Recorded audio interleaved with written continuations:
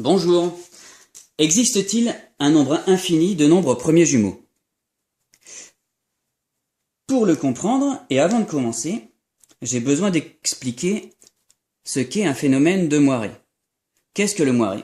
C'est quand on a un motif répétitif, par exemple une période de 2, 1, 2, 1, 2, 1, 2, superposé normalement à une période de 3, ou à une autre période, ici j'ai choisi 3. 1, 2, 3, 1, 2, 3, 1, 2, 3, 1, 2, 3, 1, 2, 3, 1, 2, 1, 2, 3, 1, 2. Il est normal de retrouver au bout de 2 fois 3, 6, toujours le même motif. Toujours le même motif, toujours le même motif. Et d'ailleurs ici, on a encore le même motif, et encore le même motif, et encore le même motif. Forcément, puisqu'au bout de 2 fois 3, 6, et de 3 fois 2, 6, on a le même résultat. Donc, ces points se rencontrent. Ce qu'on peut observer aussi, c'est que si je trace ma période 2 fois 3, 6, que je trace mes périodes de 2 et mes périodes de 3,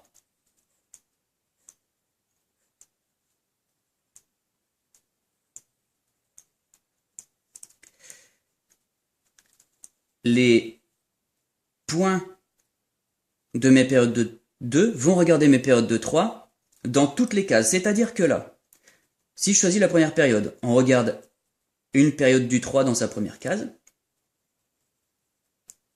Je choisis la deuxième période, on regarde la période du 3 dans sa troisième case. Je choisis la troisième période du 2 et on regarde le 3 dans la case du milieu. Et finalement, la case du milieu, c'est celle-là. On peut faire la même chose dans l'autre sens, c'est-à-dire que le 3 regarde la période du 2 dans sa première case et la période du 2 dans sa deuxième case. On peut faire la même chose avec 3 et 4, 4 et 5, même 17 et 2.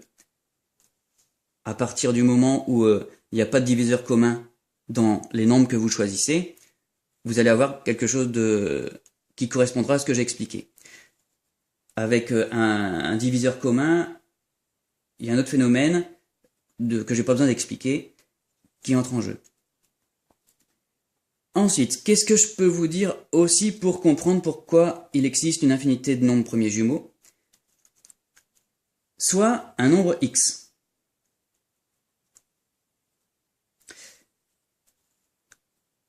Et un nombre x au carré.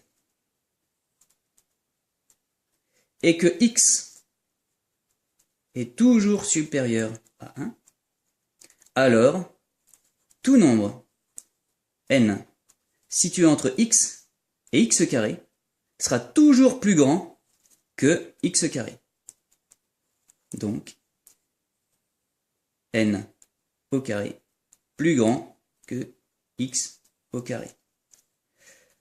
C'est pas une preuve, mais c'est pour que vous compreniez. Si par exemple j'ai 10 et ici j'ai 100, quel nombre compris entre 10 et 100 peut être compris entre 10 et 100? Bah aucun. On peut prendre 11 fois 11, 121, on sera après. Mais ça permet de comprendre, c'est logique.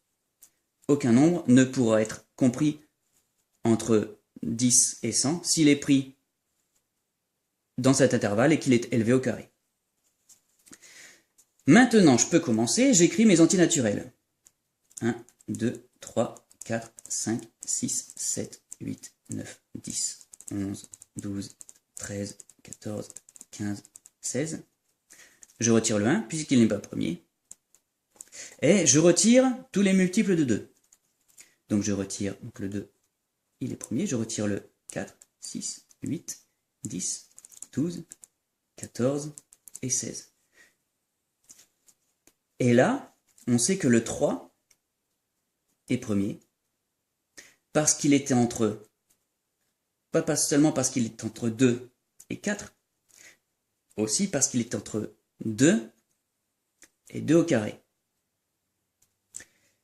Il me reste 3, 5, 7, 9, 11, 13, 15, 17. Là, je sais donc, dès que j'ai retiré les multiples de 2. Le premier multiple de 2, c'est 4. C'est aussi 2 au carré. Donc je sais directement que le 3 sera premier. Une fois que j'ai le 3 au premier, je vais multiplier cette suite par 3 pour savoir, tous les nombres de cette suite par 3 pour savoir quel nombre je vais retirer. 3 fois 3, 9. 3 fois 5, 15, etc. Et là, je vois que les nombres 5 et 7 ne sont pas des multiples de 2 et ne sont pas des multiples de 3. Et que dans l'intervalle 3, 9, aucun nombre ne pourra retirer un nombre de cet intervalle, comme je l'ai expliqué au-dessus. Donc forcément, les 5 et 7 seront premiers. Il me reste les nombres, donc 5, 7, 11, 13, 17, 19. On remarque un motif. Un motif qui a quelle période? 1, 2, 3, 4, 5, 6. Bah oui, 6, puisqu'on a retiré les paires, donc les 2 et les multiples de 3, 3. 2 fois 3, 6. C'est le phénomène de Moiré. On a un motif qui a une période de 6.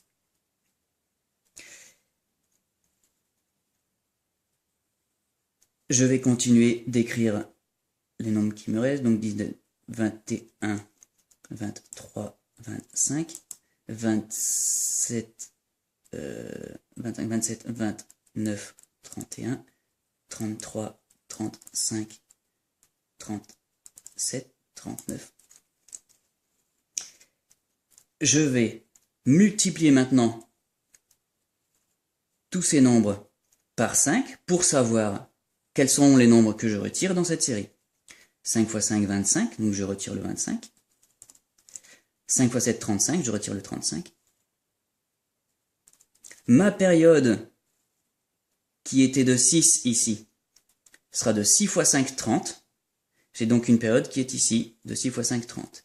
Et je sais que tous les nombres qui sont compris entre 5 et 5 au carré seront premiers. Puisque tous ces nombres ne sont pas multiples de 2, ne sont pas multiples de 3, ils ont passé les éliminations. Et ils ne sont pas multiples de 5, puisque le premier nombre que je vais retirer, c'est le 25. Ils sont compris entre le 5 et le 25. Et aucun nombre situé entre le 5 et le 25, multiplié par lui-même ou par un autre nombre de cet intervalle, arrivera dans cet intervalle et pourra retirer un nombre premier, un nombre de cet intervalle. Donc tous ces nombres sont premiers.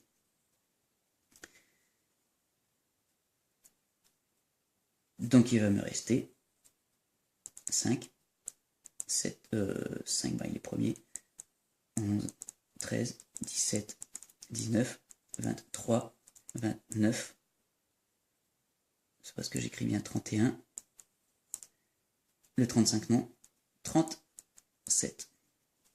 Je pourrais faire la même chose avec le 7, 7 fois 7, 49, et vous dire que tous les nombres entre 7 et 49 sont premiers. Moi maintenant, ce qui m'intéresse, c'est pas ça. C'est d'essayer de vous faire comprendre comment je vais pouvoir démontrer qu'il existe une infinité de jumeaux à partir de seulement maintenant. On a un nombre jumeau qui est ici. Et on est sûr et certain qu'il sera jumeau. On en a aussi après, mais j'en ai pas besoin. Dans l'intervalle 3, 3 au carré, on est sûr et certain qu'il y aura un nombre, des nombres premiers jumeaux ici. Un couple de jumeaux premiers. Entre 5 et 25, je vais en avoir... Ah, ça m'arrange pas, 5, 25. Je vais donc prendre une autre période de 30. Je vais prendre 37, 39, 41, 43. Je vais prendre cette période ici. Donc j'ai dit 30. 1, 2, 3, 4, 5, 6, 12, 18, 24, 25, 26, 27, 28, 29 et 30.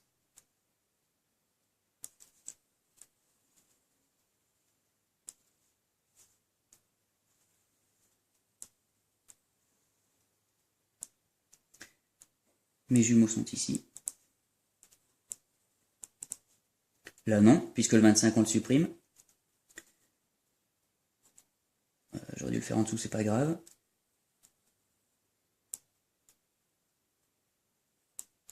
Et là non. Donc j'ai 3 jumeaux. Ici j'avais ma période que je vais prendre là. Ouais, non, pareil, je vais la prendre après, je vais la prendre ici. Et je vais prendre ma période de 6. Comment je suis passé d'un jumeau par période de 6 à de 3 jumeaux par période de 30? Eh bien, je vais refaire ma période de 6. Je vais la mettre au-dessus. Je vais mettre mes jumeaux.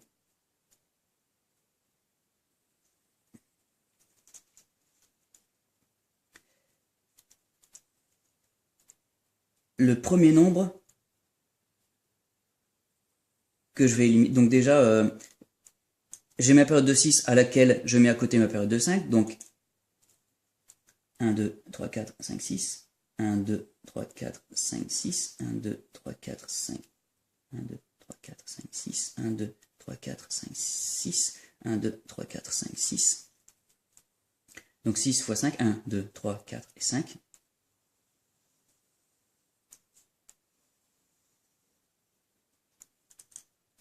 Mes jumeaux seront toujours au même endroit.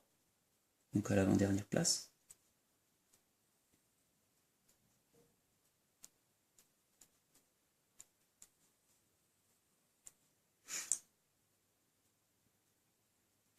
À côté de ma période de 5. Mais mon 5, il démarre.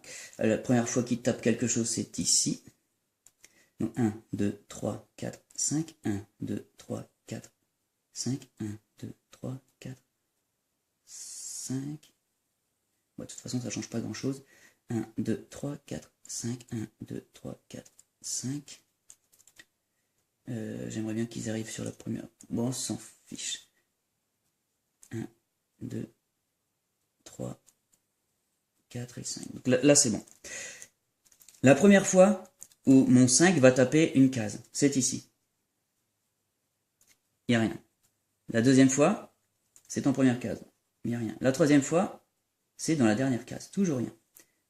Là, 1, 2, 3. Quatrième fois, on retire un jumeau. Cinquième fois, on retire rien. Et la dernière fois, on retire un jumeau. Forcément, dans notre intervalle, on a tapé chacune des cases. Ici, on arrive en 2, ici en 1, ici en 1, 2, 3, 4, 5, 6. Ici en 1, 2, 3, 4, 5. Ici en 1, 2, 3, 4. Et ici en 1, 2, 3. On voit bien qu'on a 1, 2, 3, 4, 5, 6. On a bien tapé dans chacune des cases de la période. Et donc, quand on est arrivé sur la première case, on n'a rien retiré. La deuxième case, on n'a rien retiré. Troisième case, on en a retiré un. Quatrième case, rien. Cinquième case, on a retiré un. Et sixième, rien du tout. Donc finalement, j'ai multiplié la période de 6 que j'avais ici par 5. J'avais un jumeau. Donc 6 fois 5. Donc un jumeau fois 5. 5 jumeaux. 5 jumeaux. Moins le nombre de fois où j'ai retiré un jumeau, c'est-à-dire 2 jumeaux. 3 jumeaux.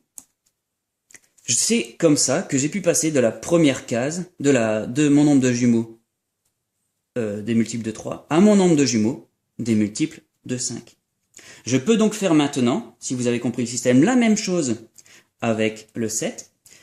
J'avais 3 jumeaux sur une période de 30. J'ai bien mes 3 jumeaux. 1, 2 et 3. Donc celui-là est dégagé. Et celui-là est dégagé. Il me reste bon 1, 2, 3 jumeaux. Mes 3 jumeaux sur une période de 30. 3 sur 30. Si je veux faire la même chose avec 7, je vais faire mon nombre de jumeaux. Ce sera 3 jumeaux fois 7, donc 21. Je vais le faire ici en dessous. J'aurai donc 21 jumeaux. moins, je vais avoir 3 jumeaux. 1, 2, 2, 1, 2. Et à chaque fois, j'ai tapé dans les cases. Donc finalement, je vais en retirer 1, 2, 3, 4, 5, 6. 21 moins 6 jumeaux. Le tout sur quelle période? Autant j'avais la période de 6 qui était multipliée par 5 et j'avais une période de 30, que là je vais avoir une période de 7 fois 30, 3 7, 21, sur une période de 210, qui me donne 21 moins 6, 15, sur 210. Et si je veux faire maintenant, donc, et ça j'en suis sûr et certain, je suis sûr et certain que entre 7 et 49, j'aurai 15 jumeaux. Je suis sûr que sur une période de 210, j'aurai 15 jumeaux, et ça à l'infini. Et si je veux faire la même chose avec le... Donc là, c'était pour le 7. Si je veux faire la même chose avec le 11, je multiplie 15 par 11. 15 multiplié par 11. Moins, j'ai 15 jumeaux. Donc je vais éliminer 30 jumeaux. En tapant à chaque fois sur mes cases, j'en élimine 30. Puisqu'à chaque fois qu'il y en a un, j'en élimine 2. 15, donc moins 30 jumeaux. Le tout sur 210 multiplié par 11. Qui est égal à 165, 135 sur 2310. Et je suis sûr et certain que c'est le nombre de jumeaux que j'aurai sur cette période. Et il est normal, il est évident de constater que, et c'est calculable puisque je le fais, que le nombre de jumeaux qui est ici, il augmente, puisqu'il est toujours multiplié par un nombre plus grand que 1, donc ce nombre va augmenter sur une période qui va augmenter encore plus vite. Donc finalement, puisque ce nombre il augmente, on n'atteindra jamais le 0. Et donc il en restera une infinité. Si je voulais faire la même chose avec le chiffre 13 pour terminer, j'aurai donc 135 fois 13 moins 2 fois 135 sur 2310 multiplié par 13. Voilà, j'espère que vous avez compris, que ça vous a plu. Merci.